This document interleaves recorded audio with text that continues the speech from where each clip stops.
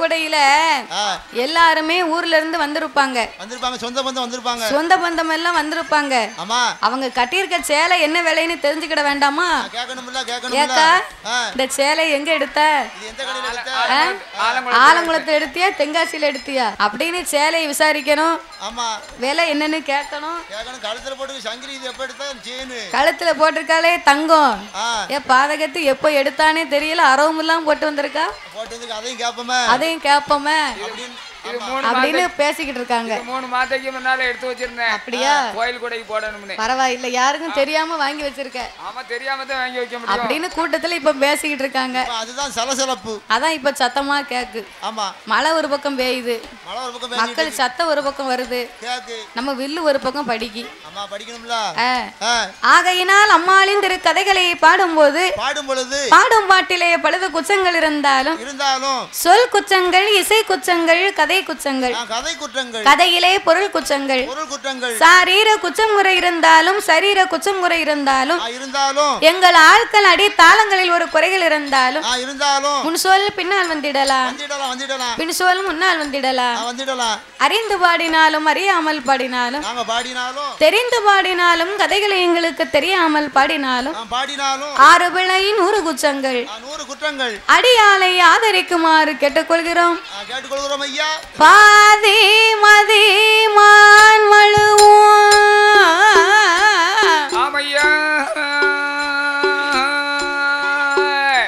கங்கையோடு பாம்பணிந்து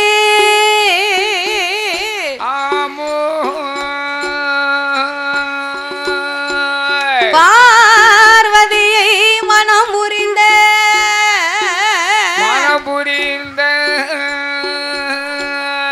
ஆதி சிவன் மோகமது கலிதமாகி அச்சுதன் என் பெருமான் இருகரத்தினால் எந்த சோதி மணி விளக்கு ஒளிர்வு போல் 5 மைந்தர்கள் தோளினில் பூநூல் இளங்க தோன்றி மேதினில் அரிக்கும் சிவனுக்கும் ஐயனுக்கும் ஐயனாக வந்து பிறந்த தருமன் ஞான சாஸ்தாக்கள் யார் யாரெல்லாம் வந்து பிறந்தார் தெரியுமா? சாஸ்தா பிறந்தது பங்குனி மாதம் புதன்கிழமை உத்திர நட்சத்திர தன்று பிறந்தார். அவர் பிறந்த கிரகம் என்ன தெரியுமா? பங்குனி மாதம் புதனது உத்திரம், பங்குனி மாதம் புதனது உத்திரம், பௌரண பஞ்சமி கடக லக்கணத்தில் இந்திரமாகவே அமிர்த யோகத்தில் ஆதிக்கும் ஜீவனுக்கும் பிள்ளையாய் பிறந்தார். அவர் கையில் பிறந்தவர்க்கு கையனார் என்றும் ஆதியிலே உள்ளவர்க்கு ஐயனார் என்றும் சாமி ஐயனார் ஐயனார் ஹரிகர சுதன் ஐயனார் ஐயனார் ஐயனார் சபரிமல ஐயனார் ஐயனார் ஐயனார் அச்சங்கோவில் ஐயனார் ஐயனார் ஐயனார் ஆரியங்க ஐயனார் ஐயனார் ஐயனார் குளத்துப்புள்ள ஐயனார் ஐயனார் ஐயனார் சொரிமுத்து ஐயனார் ஐயனார் ஐயனார் ஆலமல ஐயனார் ஐயனார் ஐயனார் கற்குவேல் ஐயனார் ஐயனார் ஐயனார் பூலுடையார் ஐயனார் ஐயனார் ஐயனார் அலங்காரமுடையார் ஐயனார் ஐயனுக்கும் ஐயனாக தருமஞான சாஸ்தவாங்க சுவாமி பிறந்தாரே சங்கடங்கள் தீர்த்திடவே என் சாஸ்தா பிறந்தாரே ஐயன் வந்து பிறந்தார் என்று போடுங்கம்மா ஒரு குலவ தாய பொன்னான மணிக்குலவ நீங்க முக்காம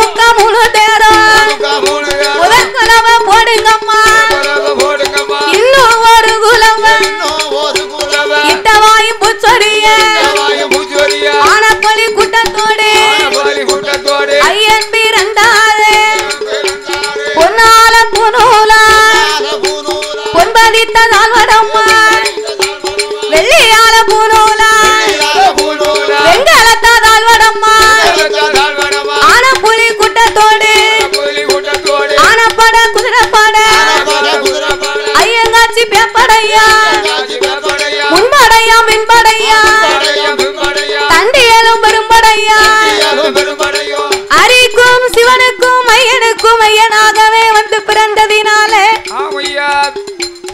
அவர் அரிகர சுதனாக ஆனந்த சித்தனாக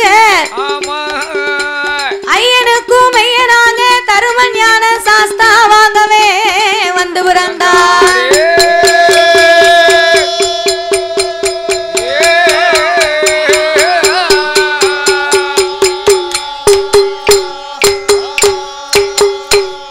சாமி ஆதிவெள்ளி கைலாசத்தில் ஆதிவெள்ளி கைலாசத்தில் ஆணி பெண்ணால் முடி குலுங்க யாரெல்லாம் கொலுவிருந்தார் அங்கே அரனோடு பார்வதியோ ஆனந்தமாய் கொலுவிருந்தார். இந்திரலோகம் தன்னதிலே இந்திரனா சந்திரனா சூரியனும் கொலுவிருந்தார்.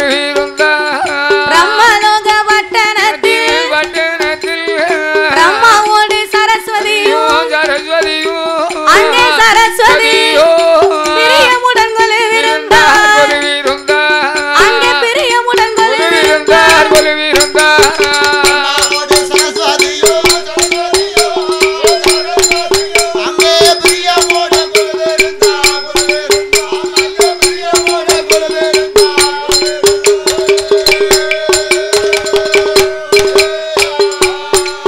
முற்பத்து முற்கோடி தேவர்கள் 48,000 கோடி அங்கே அகத்தீசரம் உலகி அழகு கலை கோட்டு மாமுனி அமர தேவர் முனிவரோடு அஷ்டதிக்கு பாலர்கள் ஆகாயத்தில் சூரியன் அன்று குளிர் சந்திரன் ஆகாய வாணியோடு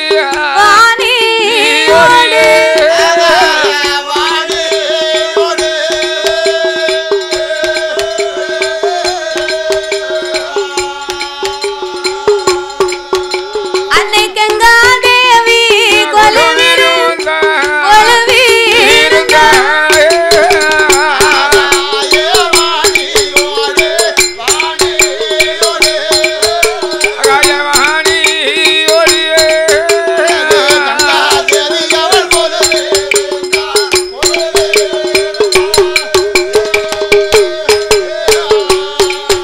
அப்படி கொலுவிருக்கும் நாளையில கைலாச வாசலில என் கடவுள் அந்த பகவானுக்கு தெய்வலோக ரம்பையர் அங்கே திரு நடனம் ஆடுவார். ரம்பை வருவார் நடனம் அது ஆடுவார். ஊர்வசியா வருவார் உல்லாசமா பாடுவார். மேனகை வருவார் மிருதங்கமும் போடுவார். சரஸ்வதியா வருவார் சங்கீதங்கள்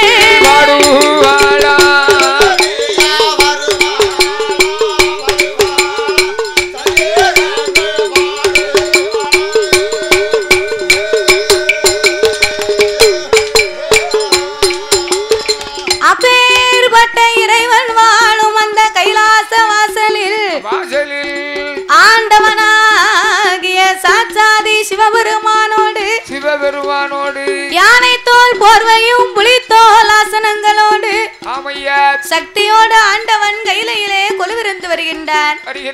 அப்படி கொலுவிருக்கும் இறைவனாகிய சிவபெருமான் 14 உலகத்தை இறைவன் படைத்து 224 பூனங்களையும் ஆண்டவன் படைத்தார். 7 சப்தா சாரங்களாகப்பட்ட கடல்களை படைத்து கல்லுக்குள் இருக்கும் தேரையமும் கற்பையுக்குள் வாழும் சிசுவையும் முட்டைக்குள் உருவாக உலகம் குஞ்சியமும் ஆண்டவன் படைத்து படைத்து ஓர் அறிவு முதல் 6 அறிவு படைத்த ஆமா நாமலை போன்ற மானிட மனுக்களை ஆண்டவன் படைத்தார். நம்மளை எதற்கு படைத்தார்? சிறிய உயிர் சித்தரும்பையும் எறும்பையும் பெரிய உயிர் மத யானையும் படைத்து படைத்து காத்துக்குள்ள என்னதான் பேசுதா போல தெரியல. குசு குசு நல்லா இருக்க பேசணும். என்னை தானே பேசலாம். அவன் கோயில் கூடமா பேசணும். அன்னைக்கு பேசுறபடியாச்சு. அவன் தினம் இப்படி பேசி நாளைக்கு ஆளை பிடிக்க முடியாது. இன்னைக்கு தான் பாத்துருக்காவோ மேடம். அதுதானே கேட்டேன். நாளைக்கு பார்க்கத்தான் செய்வாங்க. சரி ஊருக்கு போயிருவாங்க. வீடு சுத்தி கணக்கு போடணும் பாத்தியா? எல்லாரும் அதுல ரொம்ப பிஸி ஆயிருவாங்க. அதான் பிஸியா இருக்காங்க. சரி அரும்பனூர்ல பீடி சுத்துன்னு பார்த்தா அடேங்கப்பா என்ன போட்டி போட்டு நடக்கும். ஆமா அதுதானே குறை சொல்ல மாட்டேங்காங்க. அப்படி இருப்பதனால ஆண்டவனாகி சிவபெருமான் 14 உலகத்திலேயும் சிறிய உயிர் சித்தரும்பையும் பெரிய உயிர் மத யானையும் படைத்து மரம் செடி கொடி பயிர் புல் பூண்டு இலை தாவரங்களோடு ஆடு மாடு கண்டு காடைகள் அதனையும் படைத்து இப்படியாகவே படைத்ததோர் இறைவனாகிய சிவபெருமான் என்ன செய்கின்றார்? மக்களுக்கெல்லாம் பட்டினி இல்லாமல் வடியளக்க வேணுமே என்று அவர் படைத்தார். சிவன் உலகமெல்லாம் படைத்தார். சிவன் உலகமெல்லாம் பட்டினியும் இல்லாமல் அவரை படியளக்க வேணும் என்று பார்வதியிடமதியில பகவமடி அரிசி வாங்குவாரா?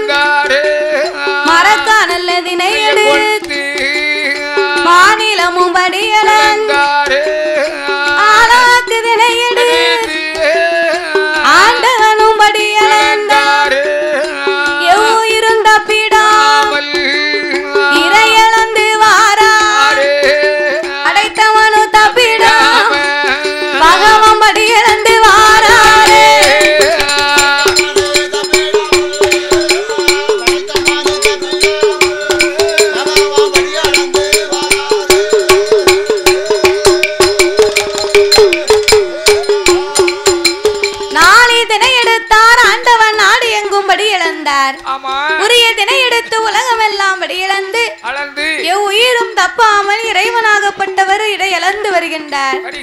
ஆண்டவன் படியிழந்து முடிக்க ஆதி பராசக்தி ஆண்டவன் எப்போது வருவார் என்று சொல்லி கைலாச வாசலில் கடவுளையே எதிர்பார்த்து வழி மீது விழி வைத்து எதிர்பார்த்து காத்திருக்கின்றாள். அப்படி இருக்கும் போது இறைவனார் வந்திருக்க வருக வருகவென்று வரவழைத்தார். ஆமையோடு பலகை போட்டா ஆண்டவனை அதிலே நிற்க சொன்னார். பாதம் தொட்டு கழுகினா பாத பூஜை முடித்தால் பாரிசாத மலர்களை போட்டார். களைத்த ஆண்டவனுக்கு களைப்பாரி, இளைத்து வந்த ஈசனுக்கு இளைப்பாரி, படியிழந்த ஆண்டவனுக்கு பாலும் பழமும் கொடுத்தாலாம் அந்த பார்வதி. அவெல்லாம் பொம்பளையா? ஏன் வீட்டுக்காரிய பார்க்க எப்படி தெரியுது? அவளும் பொம்பளைதான். இவ்வளவு பணிவிடை இல்லையா? நீ பார்க்க வேலைக்கு உனக்கு பணிவிடை செய்வா. ஆமா பிறகு அம்முட்டுத்தானே அப்படின்னு சொல்லுதா வீட்டுல. நீ நல்லபடியா வேலை பார்த்தேன்னா உனக்கு அந்த அம்மா நல்லபடியா ஆக்கி போடுவா. நான் பார்க்க வேலைக்கு அவளுக்கு பிடிக்கலையோ? நீ வேலை நல்லா தான் பார்க்க. ரூபாய கொண்டு வீட்டுல கொடுத்தா தானே உனக்கு தோசையை சுட்டு தருவா. ரூபாய வீட்டுல ஒன்று கொடுக்கத்தான் செய்வேன். ஆனா மாசம் தினம் நான் சீட்டு கட்டிக்கிட்டு இருக்கேன் கவர்மெண்ட். சீட்டு எங்க கட்டிக்கிட்டு இருக்க? பச்சைப்போட்டு கடையில. பச்சைப்போட்டு கடையில? ஆமா, அது என்னைக்காவது மொத்தமா தருவாங்க. பச்சைப்போட்டு கடை டானிக்கு கடையில கொண்டு நீ சீட்டு கட்டினா உனக்கு திருப்பி தருவாங்களா? ஆமா, 12 மணி ஆச்சுன்னு சொன்னா அங்க போயிருவேன். 12 மணிக்கு டைம். ஆமா, 12 மணிக்கு ஆரம்பிச்சா சாயங்காலம் 10 மணி வரைக்கும் பாருங்க, கடையை விட்டு வெளியே வர மாட்டேன். கரெக்ட், அப்படிதான் இருக்கணும். அப்ப துட்டு எப்படி கொண்டு போவேன்? அப்படி இருந்தா தானே வீட்டுல பணிவிட செய்வா உனக்கு. அதனாலதான் என்ன எங்கன கிடக்கணும்னு சொல்லுதா. நீ பார்க்க வேலைக்கு உனக்கு வெஞ்சாமரம் கொண்டு வீசுவான் வீட்டுக்காரி. உனக்கு இப்படினா போதுமே, உங்க ஆட்சியை சொல்லி அடிக்க சொல்லுவியா? உங்க ஆட்சியை சொல்லி அடிக்க சொல்லுவியா? நான் போன் போட்டு சொல்லத்தானே போறேன். என்ன சொல்லுவ? வர வர ஆளே சரியில்லை. சரி, போற போக்கு நல்லா இல்ல. ஏச்சி நீ பாத்துக்க, மேக்க ஒருக்க கிழக்க ஒருக்க போறாரு. சரி, உனக்கு இல்ல உனக்கு இல்ல அப்படியா? அப்படின்னா போதவ என்ன மாதிரி செய்யணுமோ அழகா செய்வா. ஆமா, அதான் நீ போட்டு கொடு. பரவே போட்டு கொடுதாய். ஆனா பார்வதி அப்படி இல்ல. எப்படி? ஆண்டவனும் படி இழந்தார், பார்வதியும் பாத பூஜை முடித்தா, பணிவிடை செய்தார். அப்படியாகவே பணிவிடை செய்து பாதுகாத்திருக்கும் போது அருந்துங்களை அருந்துமே ஆதிசக்தி பார்வதியாள் அந்த அரணாரை உபசரித்தாள். உன்னுங்களை உண்ணும் என்று உபசரித்த பார்வதியாள் கலைப்பாரி இளைப்பாரி இளைப்பாரி கையிலே இலே கொலுவீர்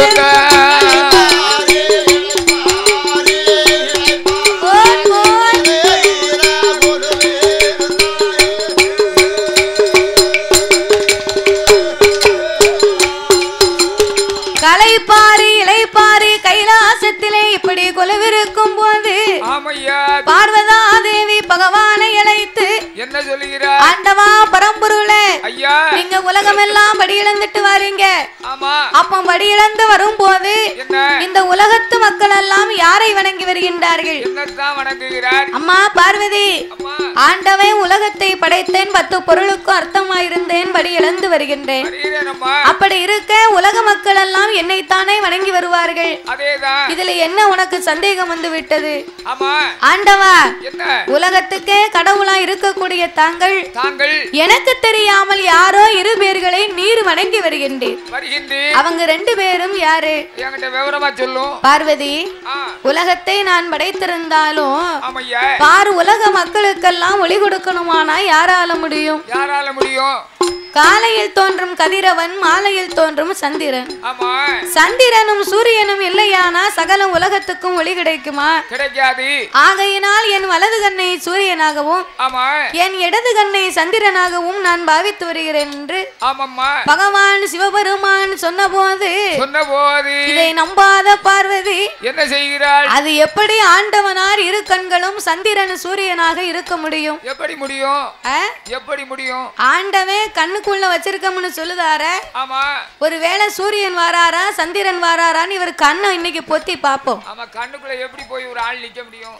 இல்ல சந்திரன் சூரியனும் கண்ணுக்குள்ள எப்படி போய் நிப்பாரு? அவ்வளவு எப்படி இருப்பாரு எப்படின்னு பாப்போம். அதனால இந்த ஆண்டவன் கண்ணை 2யும் பொத்தி சூரியன் வாராரா சந்திரன் வாராரான்னு இன்னைக்கு பரிசோதனை பண்ணி பாப்போம். இப்போ பூலோகத்துல சொல்வாங்க, என்ன என் புள்ள வெளிநாட்டுக்கு போய் 4 வருஷம் ஆச்சு, கண்ணுக்குள்ளே நிக்கான். ஆமா, எங்க வெளிநாடு போயிட்டு ஆனாலும் கண்ணுக்குள்ளே நிக்கான். எங்க வீட்டுல எங்க பெரியம்மா இப்படி சொல்லிக்கிட்டே இருந்தா, சரி கண்ணுக்குள்ள நிக்கான் கண்ணுக்குள்ள நிக்காமனா, சரி உன் கண்ணை கொண்டா பாப்போம்னு பார்த்தேன். கண்ணுக்குள்ள நிக்காமனு சொன்னிய, உன் கண்ணுக்குள்ள ஒருத்தரையும் காணும் அப்படின்னு அப்படின்னு சொன்னா. சரி, அப்போ ஏடா கண்ணுக்குள்ள நிக்கணும்னு சொன்னா அப்படி கிடையாது, கண்ணுக்குள்ளே தேடுதாமடா அப்படின்னு விவரமா சொன்னா. ஓஹோ,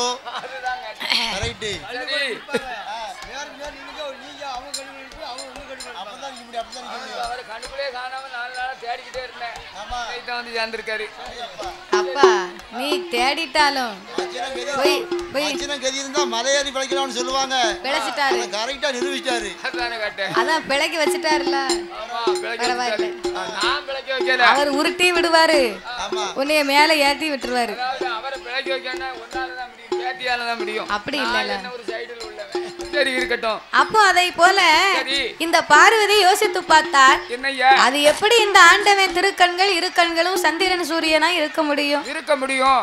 ஆகையினால் இவரையே இன்றைக்கு நாமல் பரிசோதிக்க வேண்டும் என்று ஆதிசக்தி பார்வதியாள் ஆதிசக்தி பார்வதியாள் அரணாருக்கு தெரியாமல் பொத்துப்பான் ஈசன் கண்ண பொத்துவான் பகவான் கண்ண பொத்தும் போது பார் உலகம் இருளாச்சு ஈசன் கண்ண பொத்தும் போது இவ்வுலகம் இருளாச்சு கடவுள் கண்ண பொத்தும் போது கடவுள் கண்ண பொத்தும் போது ஐயோ கலி உலகம் இருளாச்சு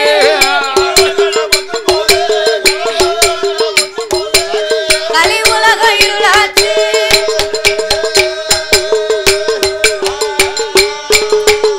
அங்கே இருளாக இருக்கும் போது ஈசனான சிவபெருமான் ஈரேழு உலகம் எல்லாம் திக்கு முகம் தெரியாமல் திணறி தவிப்பாராம் ஆண்டவனால் கண்களை ஆதிபராசக்தி மறைக்க அகில உலகம் எல்லாம் எங்கு பார்த்தாலும் ஒரே இருள்மயமா இருக்கு.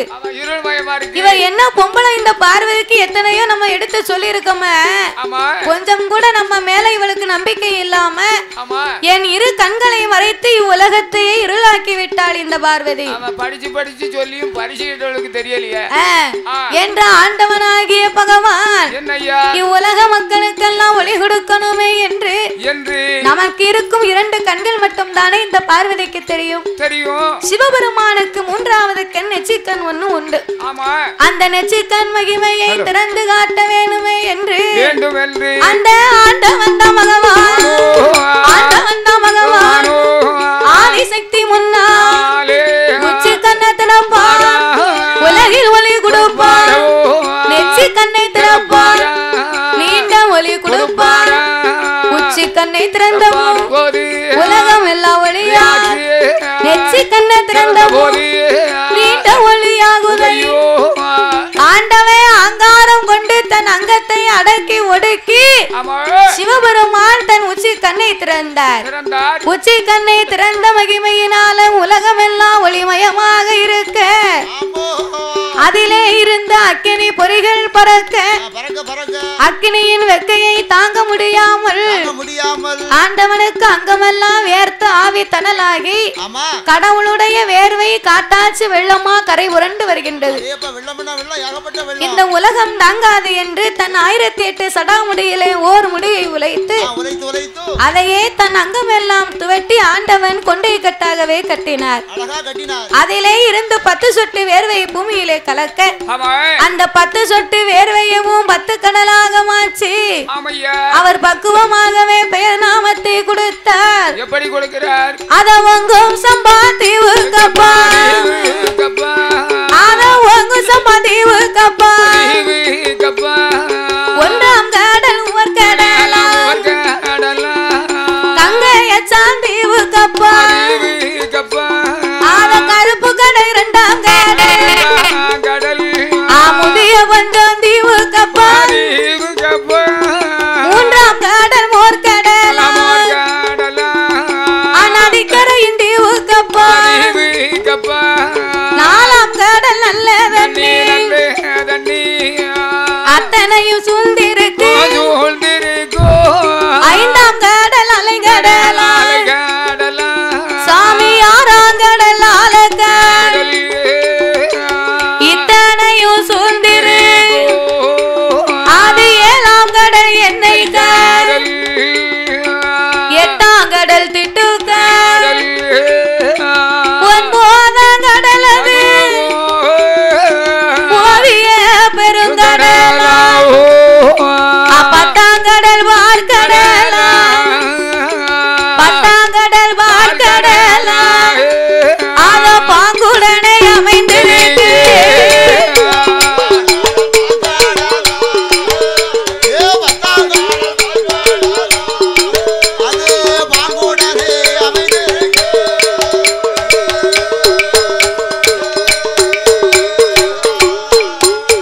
அந்த 10ஆம் கடல் பார்க்கடல் சாமி பார்க்கடலுக்கு அப்பால் ஒரு பளிங்கு வண்ணம் பாறை உண்டு.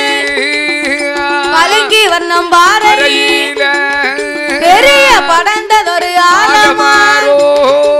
அந்த ஆலமரம் அடியில் காற்றடித்து மணல் பரப்பி ஒரு கரையான் புத்து வளர்ந்திருக்கு. ஓங்கி மெல்ல வளர்ந்த புத்து 1000 வாசல் உண்டு. புத்துக்குள்ள சென்னாகம் கருணா கண்ணாடி விரிசுக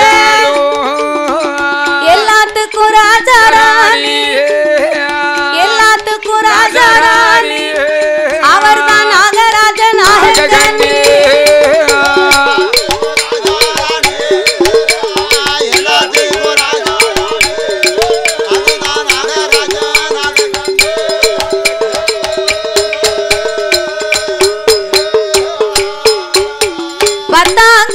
பார்க்கடல் அந்த பார்க்கடலும் கப்பாலே ஓர் அழகான பளிங்கு வர்ணம் பாறையிலே படர்ந்த பெரிய ஆலமரத்தடியிலே காச்சடித்து மணல் குமித்து கரையான் புச்சு வளர்ந்திருக்க ஓங்கி வளர்ந்த புத்து அதற்கு 1000 வாசல் உண்டு தங்க புத்து வெள்ளை புத்து தானாக வளர்ந்த அந்த மாணிக்க புத்துக்குள்ள ஆண் நாகமும் பெண்ணாகமும் சென்னாகம் கருநாகம் கண்ணாடி விரிசுகள் எல்லா நாகத்திற்குமே ராஜாராணி நாகராஜனும் நாகக்கண்ணியும் அந்த நாகராஜனும் நாகக்கண்ணியுமாக 6 வருடங்களாக ஏந்தும் குழந்தை இல்லாமல் மனித தலை நாகத்தின் உடலோடும் மன்னவன் தேவி 2 பேர்களுமே மகிழ்ந்தரசு செய்து வருகிறார்கள்.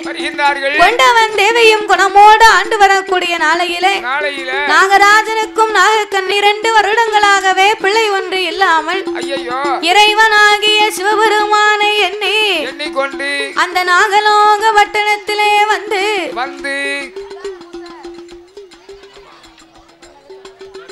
அந்த நாகராஜனும் நாகக்கண்ணியுமாக ஏந்தும் குழந்தை ஒன்று இல்லை என்று சொல்லி இறைவனாகிய சிவபெருமானை எண்ணிக்கொண்டு 6 வருட காலம்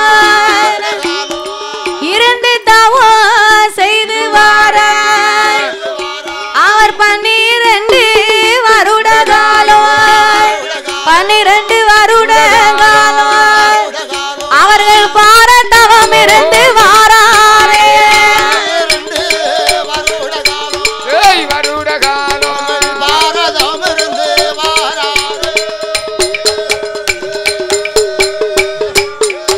அப்படி தவம் இருந்து வாரபோது